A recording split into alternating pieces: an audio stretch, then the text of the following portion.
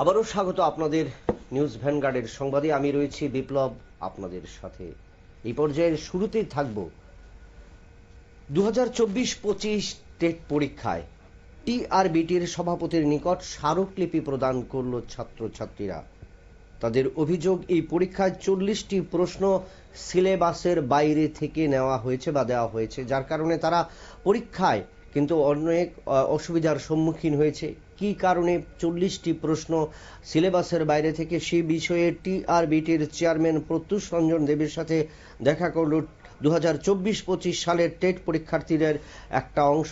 এবং সেই ক্ষেত্রে প্রত্যুষবাবু, টিআরবিটির যিনি সভাপতি রয়েছেন, প্রত্যুষ রঞ্জন দেব ছাত্রছাত্রীদের কি বিষয়ে অবগত করলেন, আমরা শুনে নেব তার বক্তব্য।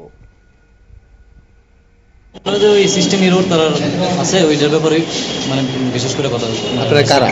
আমরা টেট 1 প্রার্থী, টেট 2 প্রার্থীও আছে এখানে। মানে কি সমস্যাটা কি? সমস্যা কিছু মানে এই সিস্টেম এররের লেগে নাল অপশন আইতেছে আর কি, ওই এই সম্বন্ধে কথা হয়েছে। পার্টিকুলার কোনো কোয়েশ্চেন নিয়ে এখানে তারা উনি কি বলেছেন? হয়েছে মানে তারা দরকার হলে ডেট বাড়াই দিব, একদম সহযোগিতামূলক কথা বলতে। কোশ্চেনের কি কোনো সমস্যা আছে?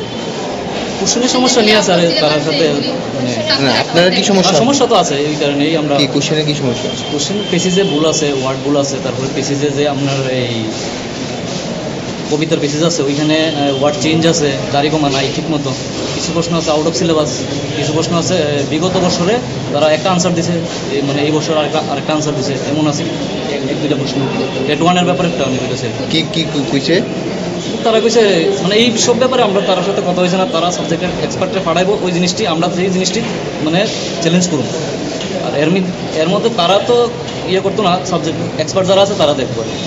আর আমরা সব কিছুই, তারা একটা জিনিস সুন্দর জিনিসটা আমার কাছে ভালো লাগছে যে মুখে কথা কইয়া এটা তো লিখে রাখতে পারতো না, এটা ডকুমেন্টেশন নাই, সবাই মেইল করো, এটা ডকুমেন্টেশন থাকবো, সবাই চ্যালেঞ্জ করো, ওই জিনিসটা থাকবো, এটা প্রুফ, এজ এ প্রুফ থাকবো, ওই জিনিসটাই তারা এই উপরে পাঠাইবো। যারা সাবজেক্ট টিচার আছে, এক্সপার্ট আছে, তারা ওই জিনিসটি বিবেচনা করবো। আজকে আমরা এখানে কী কথা হয়েছে, তারা কিন্তু কইয়া বা মুখে কইয়া এই জিনিসটা মানে এখানে গ্লিচাই করবো অনেক কিছু। মুদ্রা কথা তোমাদের অনলাইনের ব্যাপারটাই ইয়ে হয়েছে। আর প্রশ্ন ভুল এইসব ব্যাপারে তারা কোনো কিছু কইতো না, আমরা ওই চ্যালেঞ্জে দিয়ে দিব, তারা সাবজেক্ট এক্সপার্ট মানে যারা আছে বিবেচনা করে নাম্বার দেওয়ার হইলে দিব।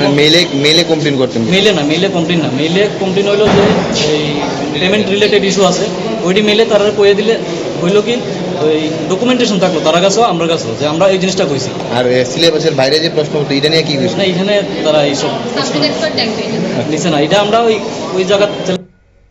আপনারা শুনলেন ছাত্রছাত্রীদের বক্তব্য, অর্থাৎ 2024-25 টেট পরীক্ষার্থীরা।